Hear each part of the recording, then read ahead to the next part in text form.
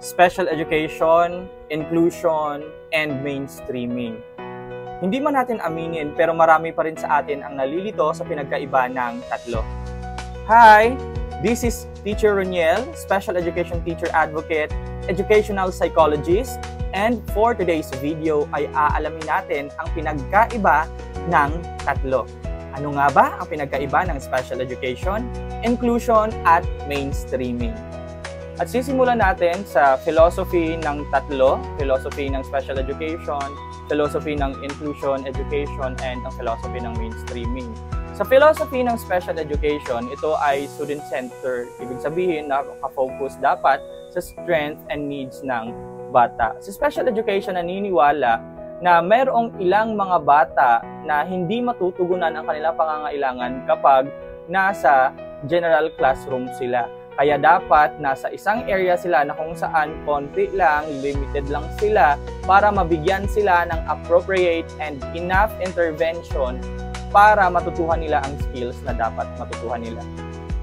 Ang philosophy naman ng inclusion ay right-based. Ang ibig sabihin po noon, naniniwala ito na lahat ng bata ay dapat mayroong pantay-pantay na karapatan na maka-access ng quality education sa general classroom.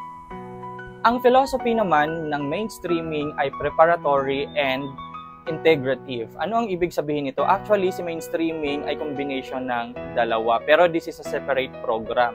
So, ang nangyayari sa mainstreaming, kailangan i-prepare muna ang bata.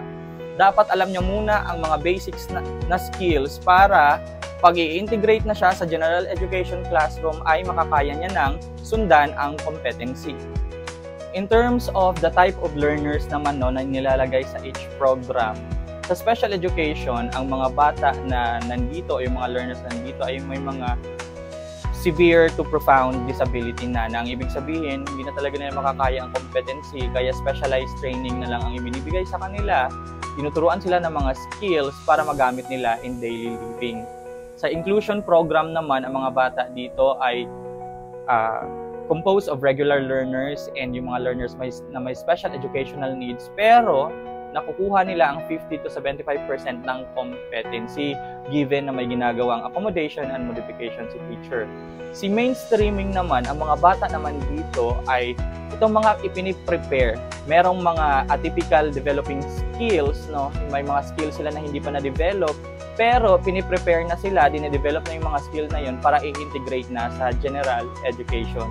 At para mabigyan sila ng tamang placement, no, hindi magkaroon ng misplacement sa bata at hindi siya mag-struggle, dapat sinusunod natin ang tamang referral process na magkakaroon muna ng detection, tapos ipapa-assess, and based doon sa assessment, makikita natin kung ano lang ang kaya ng bata at doon tayo magpa-plan for placement ng bata kung saang program ba siya dapat ilagay, sa special education ba, sa inclusion, or sa mainstreaming.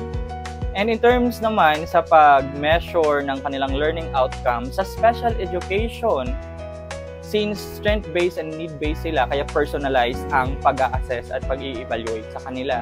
Sa inclusion naman, ang ginagamit dyan ay norm reference. So, ibig sabihin kung ano yung ginagamit assessment at evaluation tool sa mga regular ay ginagamit din po sa mga batang may special educational needs. Pero dapat mayroong accommodation and modification.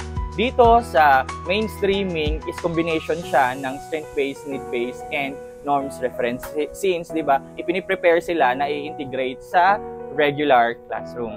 At para maging effective ang assessment and evaluation ng learning outcome ng mga bata no, sa different types of program, special education, inclusion, and mainstreaming, napakahalaga na lahat dapat ng mga objectives and expectations ay nakalagay sa individual educational plan or yung tinatawag nating IEP. Doon dapat nakalagay lahat ng mga goals natin sa kanila for these years, the accommodation and modification, and the services na dapat natatanggap nila. Alamin naman natin kung ano nga ba ang pinagkaiba ng curriculum sa special education, sa inclusion education, at sa mainstreaming.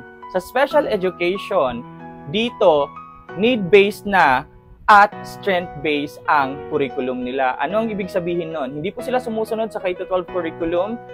Nagda-draft po ng curriculum ang teacher based sa kung ano ang kailangan ng bata at based doon sa strength ng bata.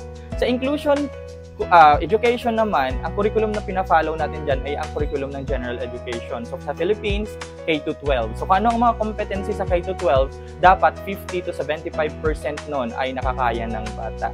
Sa mainstreaming naman, no, ang maganda naman sa mainstreaming kasi may access siya sa dalawa, no?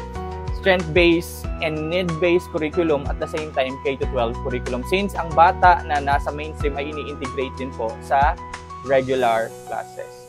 At para naman maging effective itong mga curriculums na ito in different programs, no, kailangan ang bata na diagnosed with learning disability or any type of disability or learner with special educational needs ay ginagawan po ng IEP or Individualized Educational Program. Doon po natin makikita kung nakukuha ba ng bata o naipapasa niya ba ang curriculum na designed for that program.